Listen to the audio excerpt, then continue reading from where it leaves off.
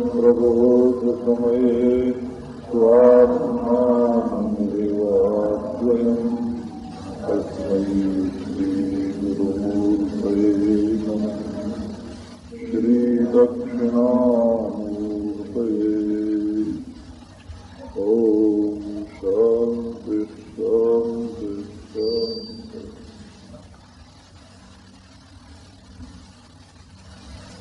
इधर एक दिन दो दिन में ऐसी बात सुनाई थी कि मनुष्य यदि विचार करे तो वो अपने को बिना किसी वेदांत की सहायता के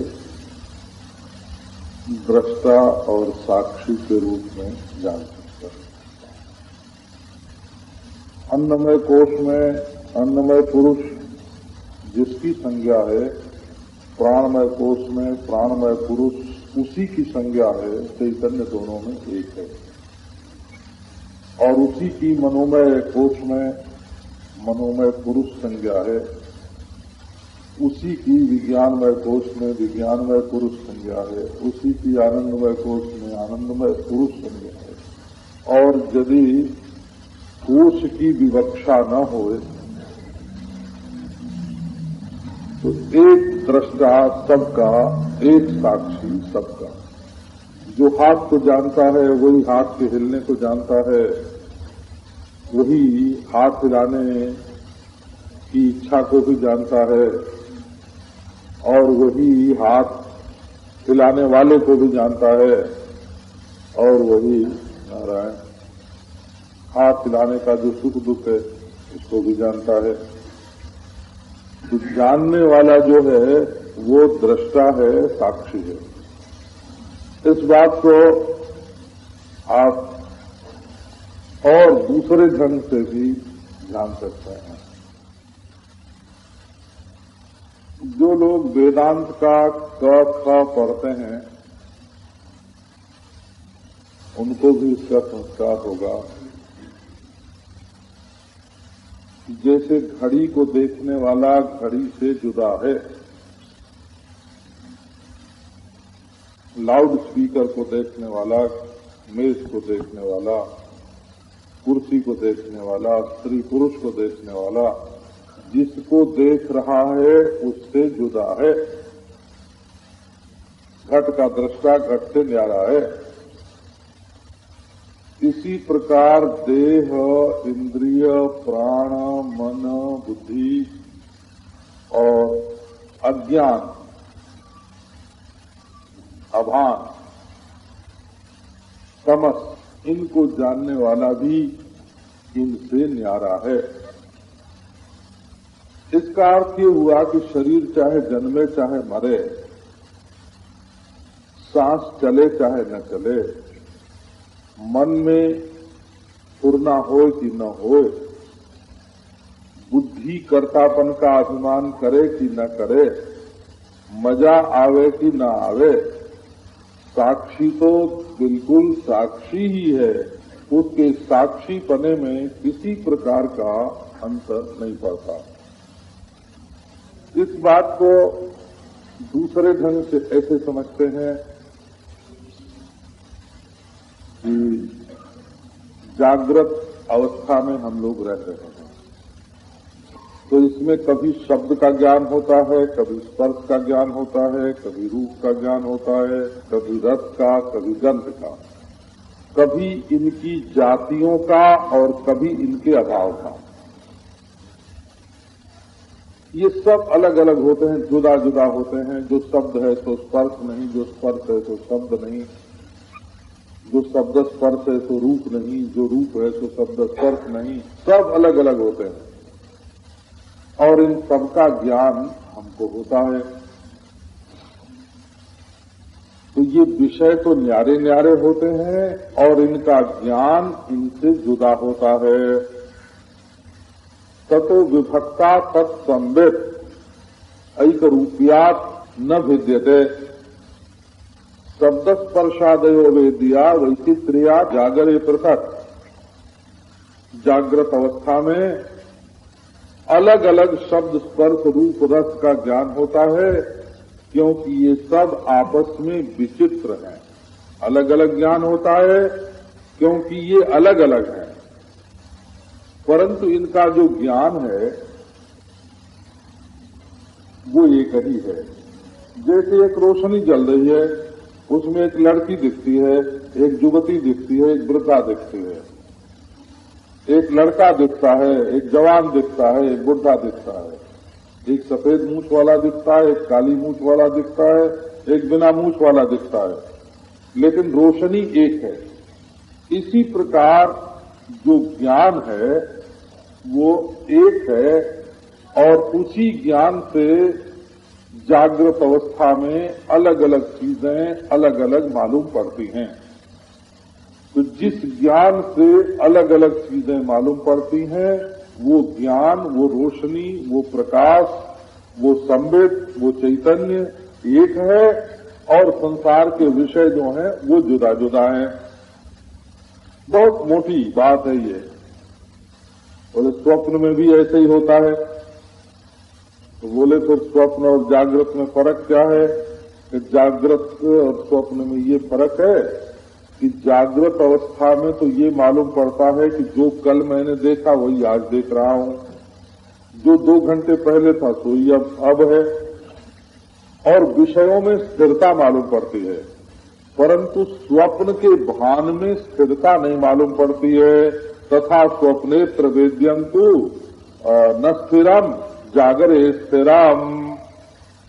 तो स्वप्नावस्था में भी जितनी वस्तुएं बदलती हैं उनका दृष्टा, उनका साक्षी मैं हूं, और जागृत अवस्था में भी जितनी वस्तुएं बदलती हैं उनका दृष्टा, उनका साक्षी मैं हूं, उनकी संबित, उनका ज्ञान मैं हूं। और जागृत और स्वप्न दोनों अलग अलग हैं, इसका भी ज्ञान, इसकी भी संबित मैं उनसे जुदा हूं। अब इसके बाद आई सुषुप्ति। बोले सुषुप्ति में तो कुछ नहीं मालूम पड़ता। तो कुछ नहीं मालूम पड़ता सुषुप्ति में। ये जो अब मालूम पड़ता है ये स्मृति है। तो स्मृति जो होती है वो जाने हुए पदार्थ के बारे में ही होती है। सुप्तोत्थितस्य सौषुप्त तमो बोधो भवेत स्मृति ही सा चावबुद्ध विषया अवबुद्धम तदा तमः। तो हम किंचित नाज्ञासिसम, मैंने कुछ नहीं जाना सुषुप्ति काल में। केवल अंधकार था, न स्वप्न था, न जागृत थी, न वहां स्त्री का पता चला, न पुत्र का पता चला, न शब्द स्पर्श रूप रस गंध का पता चला। किसी का पता वहां नहीं चला। बोले किसी का पता नहीं चला, ये पता तुमको कैसे चलता है?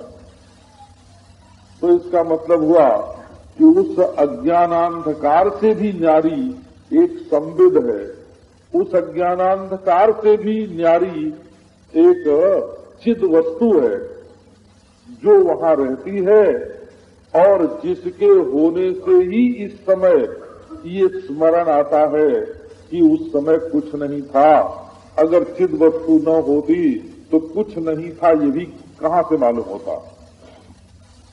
कुछ न मालूम पड़ना ये भी तुम्हारे चित्त की एक अवस्था है कि नहीं है? एक अवस्था है जागृत होना, एक अवस्था है स्वप्न होना, दूसरी अवस्था है तीसरी अवस्था है सुषुप्ति होना। और तुम्हारा जो ज्ञान है, तुम जो ज्ञान स्वरूप हो, दृष्टा हो, साक्षी हो, वो एक हो। इससे एक बात निकली, जागृत अवस्था के कर्म से तुम्हारा कोई संबंध नहीं है और विषय से भी कोई संबंध नहीं है, क्योंकि तुम उनके साक्षी हो। जागृत अवस्था के वस्तु से, व्यक्ति से, भोग से, कर्म से तुम्हारा कोई संबंध नहीं है, क्योंकि वे तो घट के समान दृश्य हैं और तुम दृष्टा के समान उनसे न्यारा हो। और स्वप्न में जो वस्तु है, व्यक्ति है, वासना है, उसके साथ भी तुम्हारा कोई संबंध नहीं है, क्योंकि वो तो दृश्य है और तुम उनके दृष्टा हो। और इसी प्रकार सुषुप्ति कालीन जो अज्ञान है, जिसको तुम अपने में आरोप करके जागृत में बोलते हो अहम अज्ञा, मैं यज्ञ हूं, असल में सुषुप्ति के बीत जाने के कारण ये भी सिद्ध हो गया कि असल में अज्ञान के साथ तुम्हारा कोई संबंध नहीं है। अज्ञान भी सुषुप्ति के समान ही आता और जाता है, रहता है और मिट जाता है, और उसके साथ तुम्हारा कोई संबंध नहीं है। इसका अर्थ हुआ कि जागृत स्वप्न सुषुप्ति दृश्य है और तुम दृष्टा हो। और इन तीनों अवस्थाओं में जो भी कर्म है, जो भी भोग है, जो भी वासना है, जो भी स्थिति है, जो भी अज्ञान है, अविवेक है, उसके साथ तुम्हारा कोई संबंध नहीं, तुम उसके दृष्टा। अन्नमय, प्राणमय, मनोमय, विज्ञानमय, आनंदमय से भी तुम्हारा कोई संबंध नहीं है, तुम उसके दृष्टा हो। और जागृत स्वप्न सुषुप्ति से भी तुम्हारा कोई संबंध नहीं है, तुम उसके दृष्टा हो। तो आपको नारायण, आप लोगों की बात तो मैं क्या कहूं, आप पुराने वेदांती हैं। पहले हमको ये बात मालूम पड़ी थी, हमको याद आती है, मैं तो दृष्टा हूं, न जागृत के कर्म से, भोग से, वासना से मेरा कोई संबंध है, न शरीर के जन्म मरण के साथ हमारा कोई संबंध है, न प्राणगत क्रिया के साथ हमारा भूख प्यास से कोई संबंध है, न मन की इच्छा अनिच्छा से कोई संबंध है, और न सुषुप्ति के अज्ञान से मेरा कोई संबंध है। मैं तो चिन्मात्र दृष्टा एक रस। ये बात जब हमको मालूम पड़ी तो महात्मा ने बताया कि अच्छा ये बताओ कि तुम चिन्मात्र जब नहीं जानते थे कि मैं चिन्मात्र हूं, और अपने को ब्राह्मण मानते थे, हिंदू मानते थे, मनुष्य मानते थे, जागृत स्वप्न सुषुप्ति वाला मानते थे, अन्नमय, प्राणमय, मनोमय, विज्ञानमय कोष मानते थे, तो उस समय तुम मुक्त थे कि नहीं थे? समय भी मैं चिन्मात्र ही था और उस समय भी मैं मुक्त ही था, तो तुम्हारी मुक्ति में बाधा क्या थी? बोले हम जानते नहीं थे। अब उन्होंने पूछा कि आखिर तुम जानते क्यों नहीं थे, ये बताओ। वो कौन सी? तुम चिन्ह मात्र हो, संबिन मात्र हो, दृष्टा हो, साक्षी हो, नित्य शुद्ध बुद्ध मुक्त हो, परंतु तुम जानते क्यों नहीं थे? इसका जानना माने अज्ञान। तो अब देखो इसका कारण क्या है? इसका कारण ये है कि ये जो मैं दृष्टा हूं, मैं साक्षी हूं, मैं चिन्मात्र हूं, मैं संबिन मात्र हूं, ये जो विचार है ना, ये बिल्कुल एकांगी है। अब लोग एक बम बोला ऐसा, ये बिल्कुल एकांगी है, क्योंकि जिससे तुम न्यारे होते चले गए उसको छोड़ते तो गए। जैसे एक सांप तुम्हारे पांव में लिपट गया था, उसको तुमने पांव झटक दिया, फेंक तो दिया, अलग फेंक दिया, क्या नहीं भाई? नहीं, हमारे अब पांव में से सांप टूट गया, हम बिल्कुल अलग हैं, सांप के चंगुल में से टूट गए हैं। टूट तो गए, लेकिन सांप जिंदा है कि मर गया? बोले सांप तो भी जिंदा है। जब जिंदा है तो जैसे पहले वो तुम्हारे पांव में लिपट गया था, वैसे फिर कभी लिपट जाएगा कि नहीं लिपटेगा? तो बस देखो, यही आजकल जो अशास्त्रीय वेदांत जिसका नाम है, उसमें यही त्रुटि है। 4 दिन वेदांत का व्याख्यान सुन लिया और बोले कि हम दृष्टा, हम साक्षी। तो अच्छा, तुम तो दृष्टा, तुम तो साक्षी, तुम्हारा जन्म मरण नहीं है, तुम वासनावान नहीं, तुम करता नहीं, तुम भोगता नहीं है, तुम बद्ध नहीं, मुक्त हो। लेकिन जिससे तुम अलग हुए हो उसका क्या हुआ, ये बताओ। वो अभी है कि नहीं है? उसका विचार भी करना पड़ता है कि उसका क्या हुआ। तो एक ने कहा कि ऐसा जाने दो, जो हो तो हो, हमसे क्या मतलब है। तो भाई ऐसे जो विचार में आलसी लोग होते हैं उनको वेदांत का ज्ञान नहीं होता है। जो विचार से कतराते हैं, जो आलसी लोग होते हैं, उनको वेदांत का ज्ञान नहीं होता। क्यों तुम किसी चीज पर विचार करने से डरते हो? बोले नहीं नहीं, वो फाइल मत खोलना। क्यों? बोले उसमें हमारे हार जाने का डर है। तो जिस फाइल के बने रहने से तुम्हारे हार जाने का डर है, उसको या तो जलाओ,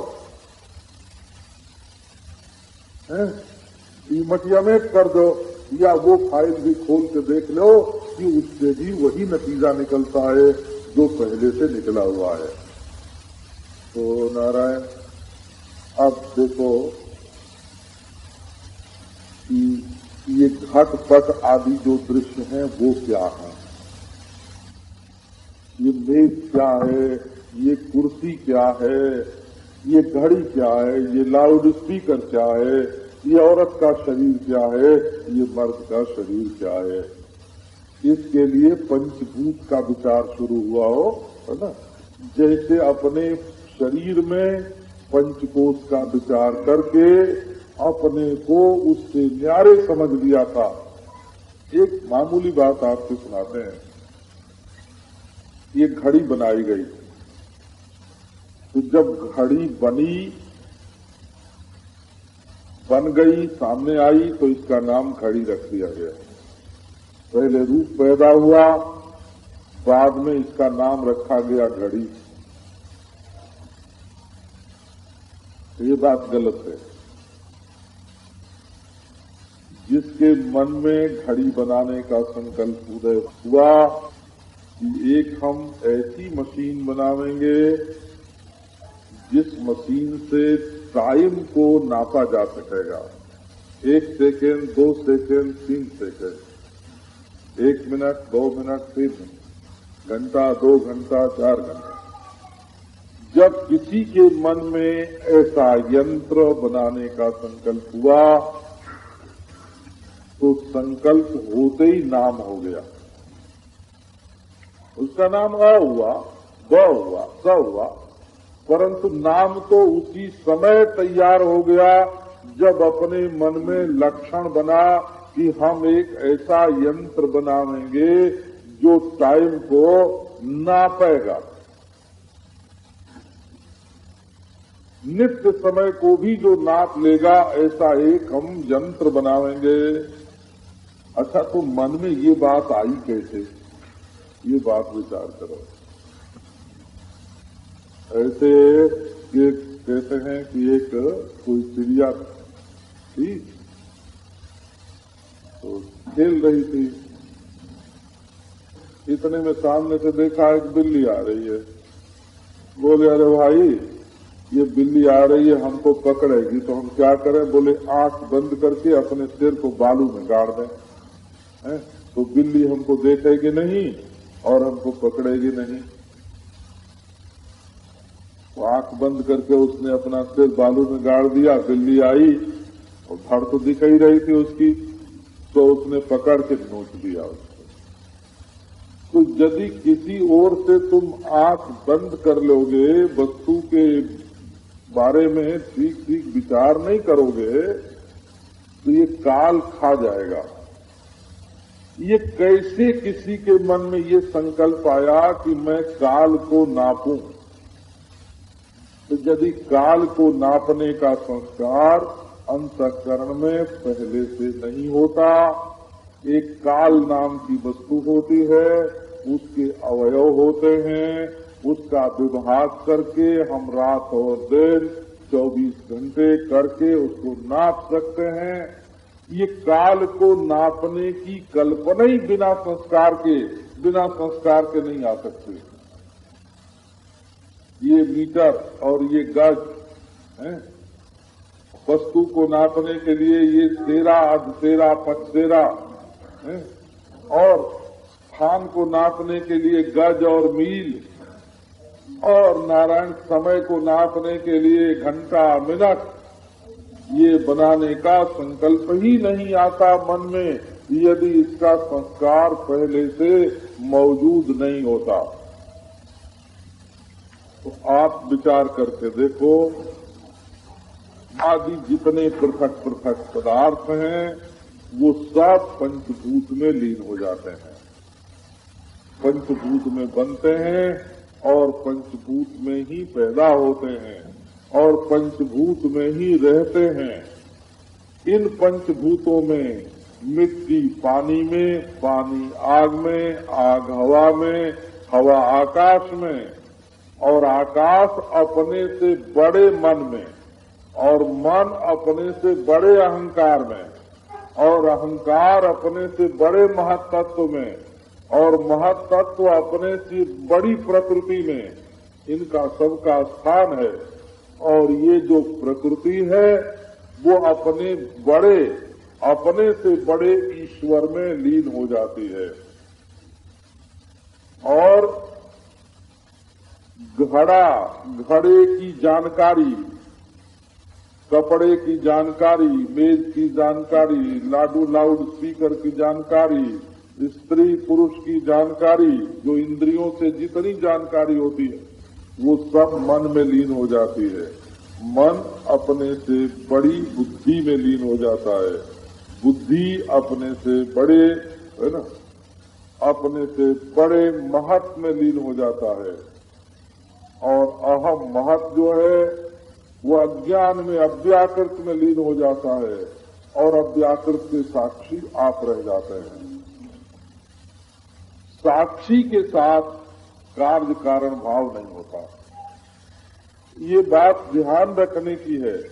जैसे ईश्वर से प्रकृति, प्रकृति से महत्तत्व, महत्तत्व से अहंकार, अहंकार से पंचतन्मात्रा, पंचतन्मात्रा के सात्विक अंश से देवता, इंद्रिय, मन, और राजस अंश से क्रिया, और तामस अंश से द्रव्य, और द्रव्य में पंचभूत, पंचमहाभूत, और पंचमहाभूत में ये सारी सृष्टि, जैसा कार्य कारण भाव माया उपाधिक ईश्वर के साथ जुड़ता है, वैसा कार्य कारण भाव अविद्या उपाधिक जीवात्मा के साथ नहीं जुड़ता है।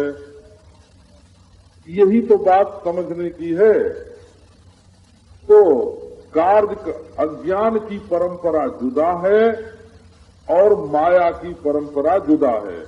मायोपाधिक चैतन्य का नाम ईश्वर है और अविद्योपाधिक चैतन्य का नाम आत्मा है। बोला जीवन ये केवल दृष्ट, ये बनाता नहीं, देखता है। इसने मिट्टी, पानी, आग, हवा को बनाया नहीं और बिगाड़ा भी नहीं, सिर्फ इनको अपने से न्यारा चैतन्य समझ करके अपने को दृष्टा, अपने को साक्षी अनुभव करने लगा। और ये जो विषय हैं, और ये जो पंचभूत हैं, और ये जो जागृदादि अवस्था हैं, इनको बनाने वाला जो है ना माया उपाधिक ईश्वर, उनमें ये लीन होते हैं। तब मायोपाधिक चैतन्य और अज्ञानोपाधिक चैतन्य, इन दोनों का जब ठीक ठीक विवेक हो गया, इसमें उपासना की बात नहीं है, ये धर्म की बात नहीं है, ये वेदांत की बात है। क्योंकि तुमने अपने को असल में जब साक्षी जाना तो द्वैत जाना, अद्वैत नहीं जाना। क्योंकि एक तो जिसके तुम साक्षी हो घड़े के, एक तो वो घड़ा है और एक तुम उसके साक्षी हो। एक देह इंद्रियादि है और एक तुम उसके साक्षी हो। एक जागृत स्वप्नादि अवस्था है और एक तुम उसके साक्षी हो। एक अन्नमयादि कोश है और एक तुम उसके साक्षी हो। परंतु जिसके तुम साक्षी हो उसको जब तक मटिया मेट नहीं करोगे, तो परमाणु से पैदा हुआ तब भी द्वैत रहेगा, वो चित्त से पैदा हुआ तो भी द्वैत रहेगा, वो शून्य से पैदा हुआ तो भी द्वैत रहेगा, वो विज्ञान से पैदा हुआ तो भी द्वैत रहेगा, वो नित्य होए तब भी द्वैत रहेगा, है ना। वो पुद्गल आदि के रूप में नित्य होवे, परमाणु आदि के रूप में नित्य होवे, प्रकृति आदि के रूप में नित्य होवे, तब भी द्वैत रहेगा। तो तुमको अद्वैत वेदांत की जो शिक्षा प्राप्त होती है वो बिल्कुल अधूरी रह गई यदि तुमने अपने को केवल दृष्टा अथवा केवल साक्षी मान करके कृतकृत्य कर लिया। वो तो एक भावना हो गई, एक भ्रांति हो गई। नारायण। तो करना क्या होता है इसमें कि इतनी बात बुद्धिमानी से मालूम पड़ सकती है। यदि किसी को ठीक ठीक समझाया जाए तो वो समझ जाएगा कि देशवत, कालवत, आकृतिमत जितने पदार्थ हैं, सकल सूरत वाले आकृतिमत और नाप जोख वाले देशवत और उम्र वाले कालवत जितने पदार्थ हैं, ये और किसी तरह से नहीं, केवल अनंतता की माया ने, अनंतता की माया ने, क्योंकि साक्षी अपने औजार के द्वारा अनंत को नहीं देख सकता, आंख से अनंत को नहीं देख सकता, कान से अनंत को नहीं सुन सकता, त्वचा से अनंत को नहीं छू सकता, जीभ से अनंत को नहीं चख सकता, नाक से अनंत को नहीं सूंघ सकता, मन से अनंत का ध्यान नहीं कर सकता, बुद्धि से अनंत के बारे में विचार नहीं कर सकता। कोई भी औजार इस जीवात्मा के पास ऐसा नहीं है जिसके द्वारा वो ईश्वर की अनंतता को नाप सके अथवा अपनी अनंतता को नाप सके। तो अपनी अनंतता और ईश्वर की अनंतता ये दोनों प्रमाणांतर से सिद्ध नहीं है। जब ये दोनों बात प्रमाणांतर से दूसरे प्रमाण से सिद्ध नहीं है, तब वेदांत एक नई बात बताने के लिए उपस्थित होता है।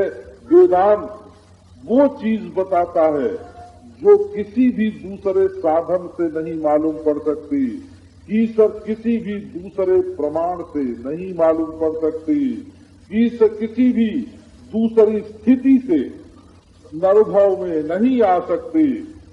वेदांत बताता है कि ये जो तुम्हारा अनुभव स्वरूप है, यही माया की उपाधि से ईश्वर भासता है, यही अज्ञान की उपाधि से चैतन्य भासता है, और अज्ञान और माया इन दोनों उपाधियों को यदि अलग कर दिया जाए तो एक अखंड सच्चिदानंद जो है, अद्वितीय सच्चिदानंद घन है, तब उसमें माया और माया का कार्य बाधित है, अज्ञान का कार्य बाधित है। तो जो लोग केवल दृष्टा और दृश्य के विवेक को ही वेदांत मानते हैं, असल में वे तो एक नास्तिकता का जो सिद्धांत है, सांख्य जिसको बोलते हैं, नास्तिक सांख्य, उसके अंतर्भुक्त हो जाते हैं। अपनी नासमझी से वे इस बात को समझते नहीं है कि जिसके हम साक्षी हैं वो क्या है, और हम तो हो गए साक्षी। तो ये जो साक्षी है यही पर प्रेमास्पद आत्मा भी है, यही ज्ञान स्वरूप है, यही सत्स्वरूप है, क्योंकि इसी के लिए दूसरे से प्रेम होता है। तो ये अखंड भी है और ये ज्ञान स्वरूप भी है, सबका साक्षी, और ये परम प्रेमास्पद भी है। इतनी बात, और इसका जन्म से, मरण से, सुख से, दुख से, कर्म से, भोग से, वासना से, स्थिति से इसका कोई संबंध नहीं है। परंतु इतना ज्ञान होने पर भी तत्वमस्यादि महावाक्य जो वस्तु लक्षित कराते हैं वो बिल्कुल दूसरी चीज है। वो कहते हैं कि ये जो तुम्हारा सत्स्वरूप कभी न मरने मिटने वाला आत्मा है। ये जो तुम्हारा चित स्वरूप कभी अज्ञान से अभिभूत न होने वाला आत्मा है, यही जो तुम्हारा परमानंद स्वरूप दुख से कभी न दबने वाला, आक्रांत न होने वाला जो आत्मा है, ये आत्मा ब्रह्म है। ये बात वेदांत बताते हैं। अब प्रश्न ये आया कि भाई इसको वेदांत ब्रह्म बताते हैं तो ब्रह्म शब्द का अर्थ क्या है? ये सर्व सर्व और एक एक जो करते हैं नारायण, मैं सर्वात्मा हूँ, मैं एकात्मा हूँ। आपको केवल ये संस्कार डालने के लिए कि आप वेदांत की जो पराकाष्ठा है वहां तक पहुंचे बिना बीच में ही अपने को तृप्त, अपने को संतुष्ट न मान बैठें, नहीं तो आपके मार्ग में, आपकी जिज्ञासा में एक बाधा पड़ गई, एक विघ्न पड़ गया और आप पूर्णता का अनुभव हुए भी नहीं, अपने को पूर्ण मान करके बैठ गए। तो आपकी साधना में, आपकी जिज्ञासा में, आपके विचार में कोई बाधा न पड़े, कोई विघ्न न पड़े, इसलिए हम बारंबार ये बात आपको सुनाते हैं कि यदि आपने अपने को सत्स्वरूप जान लिया तो ज्ञान नहीं हुआ, आपने अपने को चित्त स्वरूप जान लिया तो ज्ञान नहीं हुआ, आपने अपने को आनंद स्वरूप जान लिया तो भी ज्ञान नहीं हुआ, आपने अपने को तीनों सच्चिदानंद स्वरूप जान लिया तो भी ज्ञान नहीं हुआ, आपने अपने को दृष्टा जान लिया तो भी ज्ञान नहीं हुआ, आपने अपने को साक्षी जान लिया तब भी ज्ञान नहीं हुआ। किंतु क्यों? बोले इसी तरह साक्षी अपने अपने को सब लोग साक्षी मानते हैं। जितनी स्त्री हैं, जितने पुरुष हैं, सब अपने को दृष्टा जाने, अपने को साक्षी जाने, लेकिन अपना अलगाव बना रहे। तो परस्पर यदि अलग अलग हैं तब भी साक्षी की अखंडता का ज्ञान नहीं है। हजार आत्मा, लाखों आत्माएं मुक्त हैं और अपने अपने को सब साक्षी और दृष्टा जानते मानते हैं, तो लाखों का भेद तो बना रहा, अभेद तो हुआ नहीं। तुमको अभेद ज्ञान कहाँ हुआ? बोले सब ऐसे हैं। एक था तो उसको लोगों ने बचपन में वेदांत सिखा दिया बहुत सारा। तो वो कहे कि हमको रोटी चाहिए खाने को। उससे कहो तू ब्रह्म हो के रोटी मांगता है? तो कहे कि भूख तो लगती है प्राण को, मुझको भूख थोड़ी लगती है कि प्राण को रोटी चाहिए, हमको नहीं चाहिए। अच्छा हमको मिठाई चाहिए, बोले मन को मिठाई चाहिए, हमको नहीं चाहिए। जीभ को मिठाई चाहिए, हमको नहीं चाहिए। अरे बाबा मर जाएगा। तो बोले शरीर मरेगा, मैं थोड़ी मरूंगा, मैं तो ब्रह्म हूँ। हाँ बच्चा था, ऐसा रटा उसने। एक दिन विपिन बाबू से एक एडवोकेट हैं दिल्ली में, उनसे भेंट हुई तो माँ बाप ने कह दिया कि आप बच्चे से चाहे वेदांत की जो बात पूछ लीजिए। तो उन्होंने देखा एक रोता हुआ बालक है, बोले देखो रो रहा है। तो उसने कहा ज्ञानी है। बोले तो तू हंस रहा है, कहा मैं ज्ञानी हूँ। तो बोले तब एक ज्ञानी आत्मा हुआ, एक अज्ञानी आत्मा हुआ, दो हुए ना? बोले हाँ हुए, है ना? तो आत्मा दो हो गए ना। तो तुम्हारे वेदांत ज्ञान का और स्वरूप ही क्या है? जब तुम दूसरे को दुखी, दूसरे को अज्ञानी, दूसरे को जन्म मरण वाला है, दूसरे को जड़, दूसरे को अचेतन, दूसरे को परिवर्तनशील, दूसरे को दुख रूप समझ करके उससे अलग हो गए हो तो तुम्हारी अखंडता का बोध कहाँ है तुम्हें? बोले आओ सबसे एक हो जाए। आत्मा में तो अलगाव नहीं है। ये जो प्रतीयमान सृष्टि है वो सब मैं हूँ। तो इसी का नाम वेदांत है। कि सब होना और एक मैं होना ये दोनों किसी प्रकार शक्य ही नहीं है। कोई कहे कि मैं सब हूं तो मैं पद का अर्थ दूसरा होगा, वो चैतन्य, और सब पद का अर्थ क्या होगा? नाम रूप जड़ता दिखाई पड़ने वाली। तो मैं सब हूं अगर तुमने जाना तो एक सब जाना, एक मैं जाना, और भावना करके दोनों को एक जाना।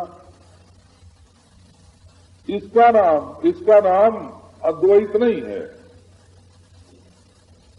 बोले देखो, सब जिसमें दिख रहा है उसमें नहीं है, और सब जिसको दिख रहा है उसमें भी नहीं है,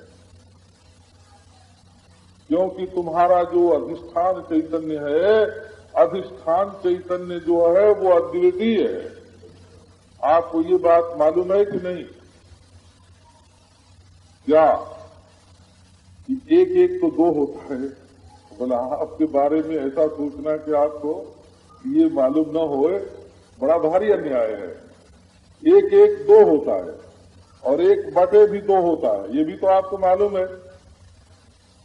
एक में आधा आधा होता है, वो दो हिस्से हो सकते हैं, और एक के 100 हिस्से भी हो सकते हैं, और एक के करोड़ हिस्से भी हो सकते हैं, और एक के अरब हिस्से भी हो सकते हैं। अरब हिस्सों वाला जो एक है, 1/2 होने वाला जो एक है, उस एक को अखंड नहीं बोलते हैं। ब्रह्म एक नहीं है, आत्मा एक नहीं है। एक तो एक संख्या है, गिनती है, जो एक एक 2 हो जाती है, फिर एक एक एक 3 हो जाती है, फिर 3 1 होता है, फिर चौथा, पांचवा, छठा, है ना, फिर 3 1 होता है, तो 3 दूना 6 और 3 त्रिका 9। अब देखो 3 भी 1 हो जाता है। जब राशि बनाते हैं तो 3 की भी राशि बनती है, 2 की भी राशि बनती है, 4 की भी राशि बनती है, और एक में भी 1 और 1 दुगुना हो जाता है। इसलिए ब्रह्म को एक नहीं बोलते, आत्मा को एक नहीं बोलते। अब आप विचार करके देखो। अब जरा अद्वितीय शब्द पर ध्यान दो। अद्वितीय और अद्वितीय 2 होगा कि नहीं? एक अद्वितीय, 2 अद्वितीय। 2 अद्वितीय कभी हो सकते हैं? 2 अद्वितीय नहीं हो सकते। और अद्वितीय बटे 2, अद्वितीय बटे 2 भी नहीं हो सकता। तब अद्वितीय जो है ये अखंड वस्तु का बोधक शब्द है, और एक शब्द जो है वो अंशों वाले, अवयवों वाले पदार्थ का बोधक है। ईश्वर एक है, जीव अनेक हैं, जगत अनेक है, काल एक है, उसके अवयव अनेक हैं, देश एक है, उसके अवयव अनेक हैं, कारण एक है, उसके अवयव अनेक हैं। कारण अद्वितीय नहीं है, कारण अद्वितीय नहीं है, देश अद्वितीय नहीं है, क्योंकि देश का द्वितीय तो काल है, काल का द्वितीय देश है।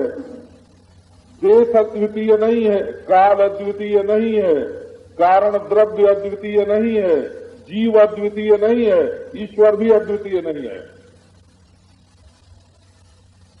तब ये जो अज्ञान की उपाधि से, माया की उपाधि से है, जो कार्य कारण का भेद, अविद्या और अविद्या के कार्य का भेद, अविद्या का कार्य केवल मन में रहता है।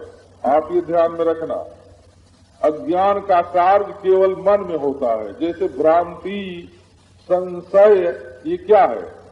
मोह, ये अविद्या के कार्य हैं, वृत्ति रूप। और माया के जो कार्य हैं वो द्रव्य रूप भी हैं और वृत्ति रूप भी हैं, विक्षेप भी है और आवरण भी है। और विक्षेप में भी निर्माण भी है और केवल वृत्ति प्रमाण भी है। विक्षेप में प्रमाण भी है और निर्माण भी है। तो वेदांत क्या बताता है?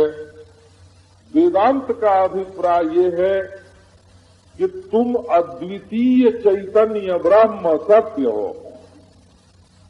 अद्वितीय का अर्थ है जिसमें कोई पहले और पीछे का अवयव अवयवी भाव न होए, जिसमें दाहिने बाएं भीतर बाहर का अवयवी भाव देश न हो, जिसमें सूक्ष्म और स्थूल अवस्था का अवयव अवयवी भेद रूप द्रव्यत्व कारणत्व न हो। कारण कार्य द्रव्य में, पूर्वापर काल में और बाहर भीतर, दूर निकट देश में, और जिसमें जीव और ईश्वर का भेद, जीव और जगत का भेद, जीव और जीव का भेद, जीव और ईश्वर का भेद, ईश्वर और जगत का भेद, ये किसी भी प्रकार के भेद जिसमें दिखते नहीं हैं, जिसमें प्रतीत तो होते हैं परंतु वास्तविक नहीं है। इसलिए तत्व ज्ञान की दृष्टि से मैं एक हूँ, इस समझ को भी मैं अद्वितीय हूँ, ये समझ काट देती है। मैं सर्व हूँ, इस समझ को भी मैं अद्वितीय हूँ, ये समझ काट देती है। और असल में ये अद्वितीयता का जो ज्ञान है वो समझ को ही काट देता है। और जब समझ को काट देता है तो अद्वितीयता का ज्ञान, ये जो अद्वितीयता और ज्ञान के बीच में जो का पड़ा हुआ है, ये भी कट जाता है। तब ज्ञान अद्वितीय है, ज्ञान अखंड है, ज्ञान ब्रह्म है, ज्ञान आत्मा है, ज्ञान परिपूर्ण है।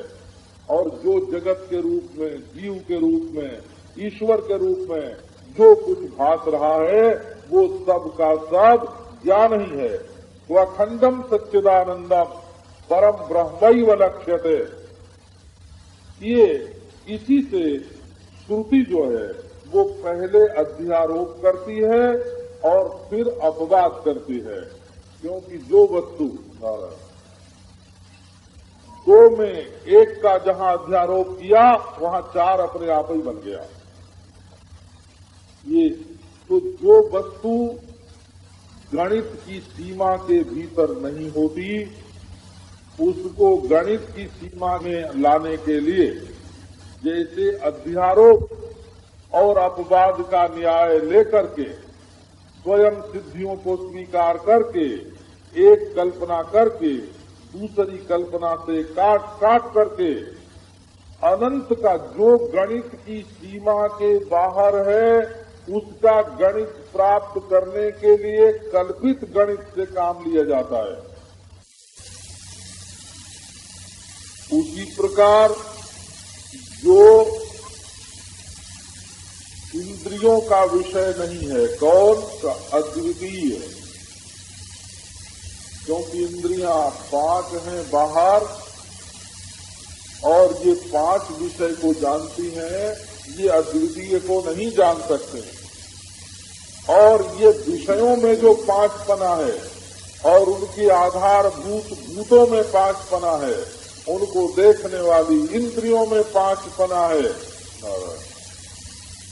प्राणों में पांचपना है, अंतःकरण में पांचपना है। ये जो पांचपना है, ये पांचपना जिस एक से दिखाई पड़ते हैं वो एक इनसे न्यारा है। और इन पांच का जो निर्माण करने वाला है, तो वो निर्माण करने वाला भी वास्तव में इनके रूप में बना नहीं है, दूसरी वस्तु से उसने बनाया नहीं है, अपनी माया से ही, अनंतता की माया से ही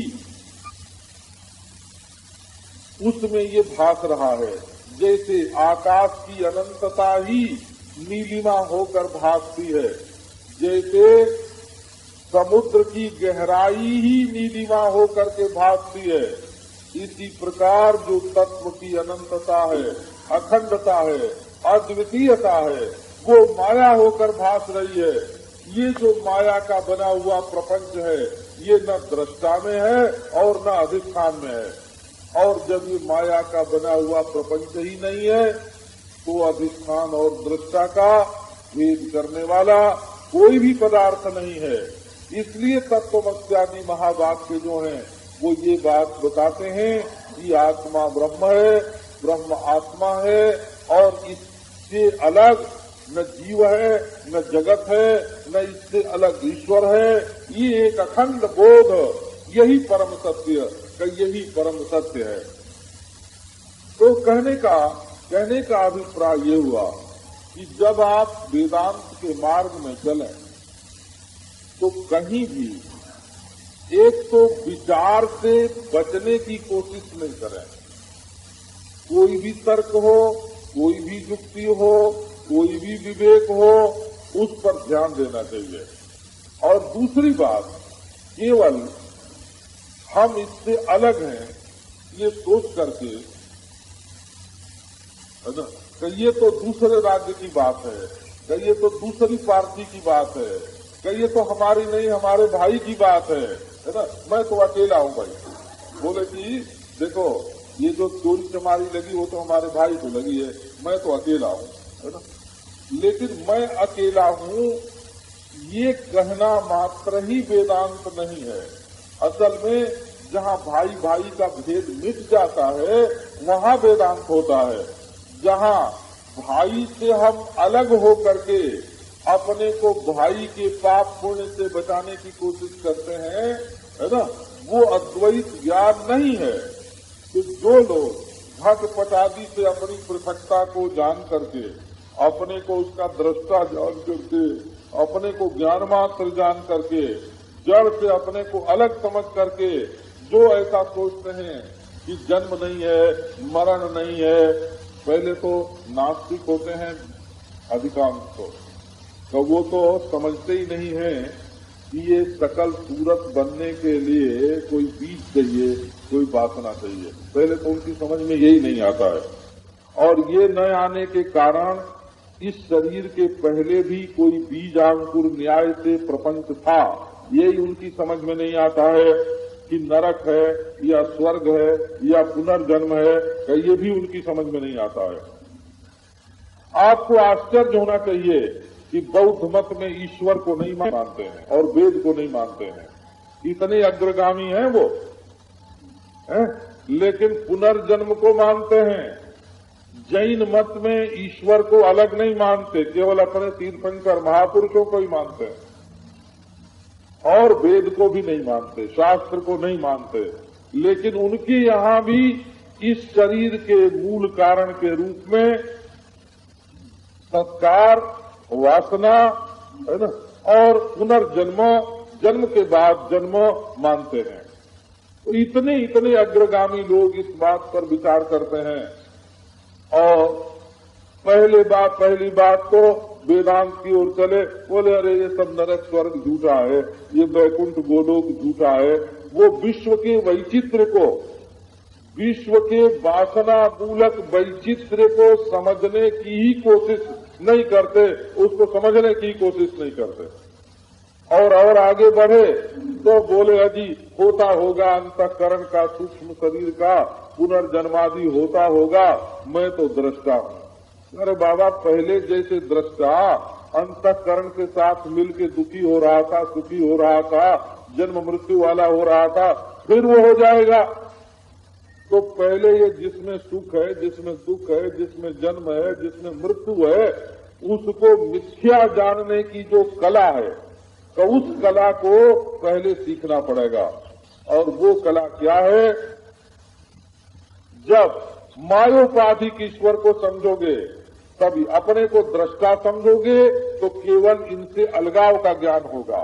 और जब मायोपाधिक ईश्वर को समझोगे तो इनके मिथ्यात्व का ज्ञान होगा। और इनके मिथ्यात्व का ज्ञान होने पर जीव और ईश्वर को अलग करने वाली कोई वस्तु नहीं होती। ये आत्मा अनुभव का विषय नहीं है। ये ईश्वर, असली ईश्वर अनुभव का विषय नहीं है। असल में अनुभव स्वरूप ही है, अनुभाव्य नहीं है, अनुभव स्वरूप